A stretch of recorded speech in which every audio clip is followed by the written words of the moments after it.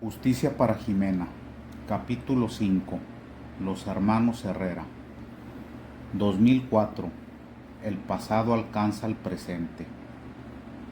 Las tardes en Torreón tienen un modo peculiar de apagarse, como si la luz se resistiera a morir antes de tiempo.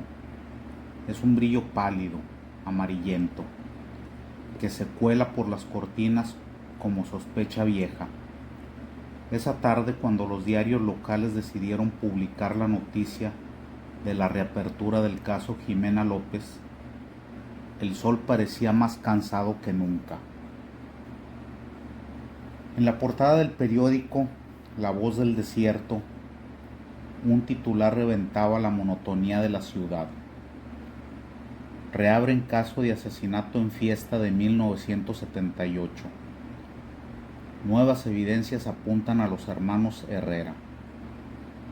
La tinta, aún fresca, se pegaba a los dedos de los curiosos en cafés, talleres y puestos callejeros. Los nombres Rodrigo y Ramón Herrera reaparecían como fantasmas que jamás fueron enterrados.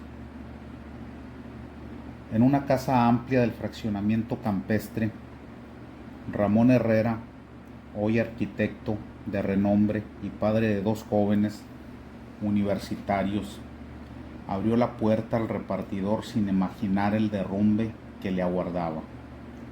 Su esposa, María Eugenia, hojeaba el diario mientras bebía café. «Amor, ¿esto es una broma?», preguntó. Ella con la voz quebrada. Ramón vio el titular y se quedó inmóvil. Sus manos temblaron. El café empezó a gotear sobre la mesa, manchando un mantel bordado que nunca antes había tocado una tragedia. Eso ya pasó», murmuró él, como si las palabras pudieran cerrar la herida que acababa de reabrirse. Pero los fantasmas no entienden de calendarios. A unas calles de distancia, en un despacho jurídico de ventanales impecables, Rodrigo Herrera, el hermano mayor, leyó la misma noticia. Él no se sorprendió, o mejor dicho, no permitió que nadie lo hubiera sorprendido. «Quiero hablar con mi familia», ordenó a su secretaria. «Cierren mi agenda hoy todo el día». Rodrigo siempre fue así, rígido, calculador, dispuesto a controlar la narrativa. Lo había hecho desde 1978 y lo estaba haciendo ahora, 26 años después. Su expresión permaneció impasible, pero en su mirada había un brillo sutil, un miedo antiguo, escondido bajo capas de orgullo. En su oficina colgaban diplomas, reconocimientos y fotos con políticos importantes. Él se había construido una vida basada en ser ejemplar. Ahora, cada cuadro en la pared parecía un recordatorio burlón de una mentira que llevaba más de 2 décadas escondidas. «No voy a permitir que esto vuelva a destruirlo todo», se susurró a sí mismo. Frente al vidrio panorámico, la ciudad seguía su vida allá afuera. Él, en cambio, empezaba a hundirse. Mientras los hermanos digerían la noticia, la detective Apologia Vázquez, con 64 años y un cansancio que ya se había vuelto parte de su identidad, revisaba las nuevas evidencias en la jefatura. Frente a ella, el martillo oxidado con restos hemáticos, la camisa desgarrada, el collar roto, una foto antigua de Jimena y Ramón, donde se veía claramente el anillo de compromiso. «Estos objetos gritan más que cualquiera de los testigos en su momento», dijo uno de los peritos. «Los objetos no temen perder privilegios. respondió ella, con la voz rasposa y firme. Apologia sabía que este sería uno de sus últimos casos. También sabía que iba a ser el más personal, no por Jimena únicamente, sino por la deuda que tenía consigo misma, no haberse rendido en 1978, aunque le obligaran a hacerlo. Preparen citatorios para los hermanos Herrera, ordenó. Hoy la verdad va a sudar. En la casa de Ramón el silencio empezaba a descomponerse.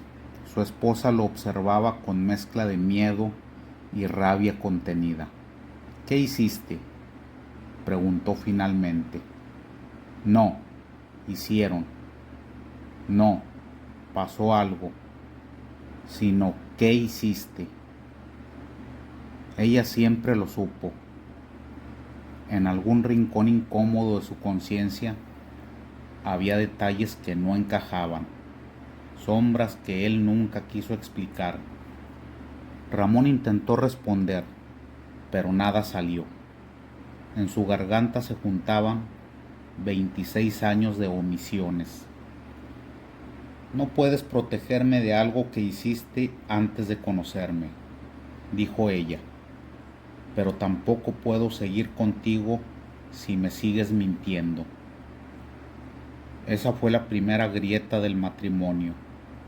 Más tarde llegarían llamadas de familiares, mensajes de apoyo, hipócrita, opiniones bien intencionadas, pero es primera grieta.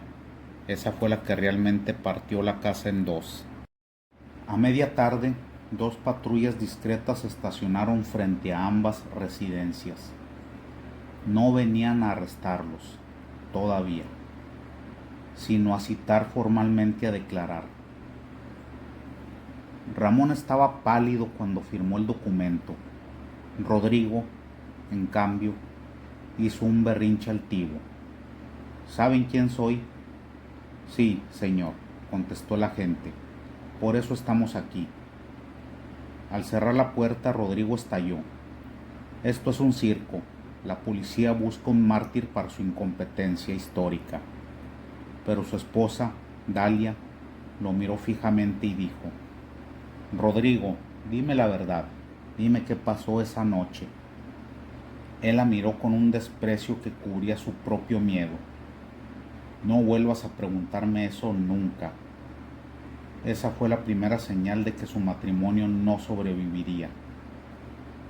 Esa noche, a insistencia del padre, ya anciano, enfermo y paranoico, los hermanos se reunieron en la vieja casa familiar.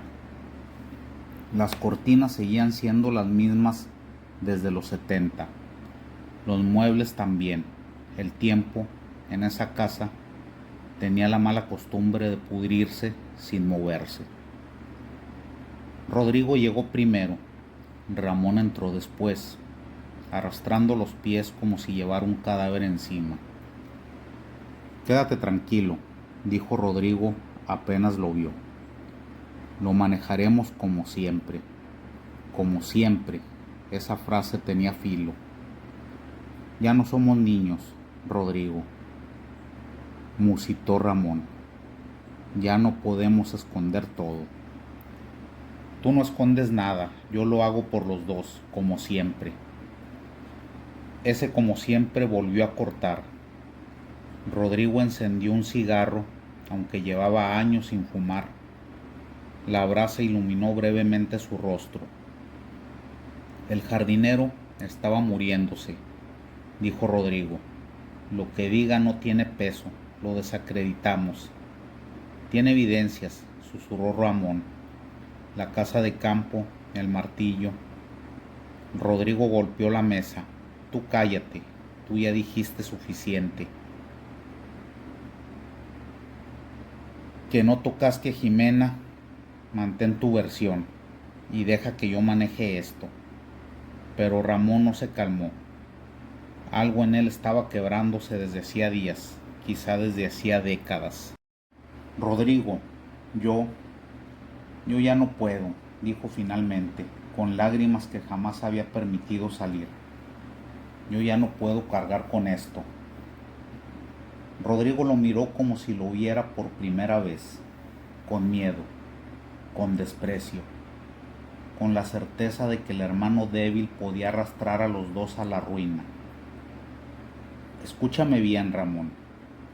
Si tú te hundes, yo también, y yo no pienso hundirme. La detective llegó a su casa esa noche, extenuada, pero no derrotada. En su sala, las carpetas del caso ocupaban cada superficie posible. Ella marcaba fechas, hacía líneas entre nombres, conectaba silencios. La aparición del anciano había desatado una tormenta que ella pensaba que jamás llegaría. Es ahora o nunca, Jimena susurró, viendo la foto de la joven con su sonrisa de verano eterno. Había algo en ese caso que siempre la había desvelado, no solo por la injusticia, sino por lo que implicaba. Un sistema que prefería callar antes que culpar a la familia correcta. Su retiro estaba programado para el mes siguiente, pero antes de dejar la placa quería dejar algo más, un cierre. 2 días después, cuando los citatorios se formalizaron en prensa y los noticiarios trataron el tema como el escándalo del año, Ramón empezó a perder la compostura. No comía ni dormía. Su esposa ya no quería compartir la cama con él. Sus hijos lo veían con una mezcla de preocupación y vergüenza. Esa mañana, Ramón salió de casa muy temprano sin avisar a nadie. Tomó su carro, manejó hacia la carretera y siguió de largo, sin destino claro. Quizás solo buscaba aire o quizá intentaba escapar del suyo propio. Mientras tanto, Rodrigo llamaba a abogados, políticos, periodistas, intentando apagar incendios con gasolina. En la casa familiar el padre, don Gerardo Herrera, esperaba noticias, sentado en su sillón de cuero. Era un hombre que siempre había confiado más en el dinero que en la verdad.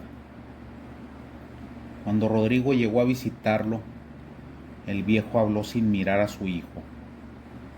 Si hubiera cerrado bien aquel asunto en el 78, no estaríamos aquí. Rodrigo apretó la mandíbula. Lo cerré, padre, pero hay cosas que no se entierran. Pues entiérralas de nuevo, ordenó el viejo. No voy a permitir que la familia se hunda por un error de juventud. Error de juventud, así llamaba él al asesinato que había sacudido a media ciudad.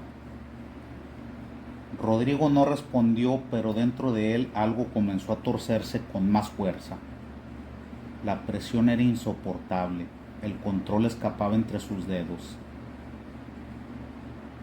El Ministerio Público citó a ambos hermanos para testimonios iniciales.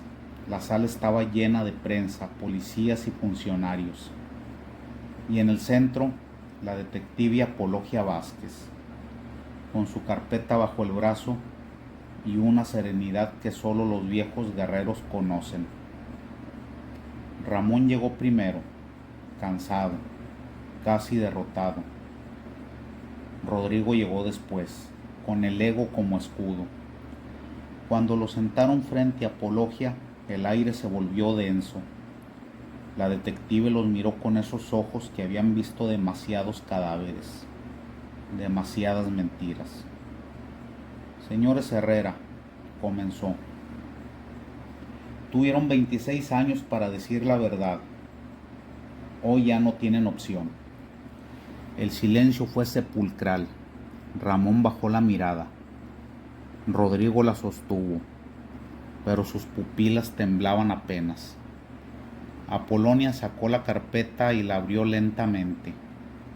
Tenemos huellas en el martillo, dijo, y no son de Ramón. Ramón levantó la cabeza sorprendido. Rodrigo palideció por primera vez.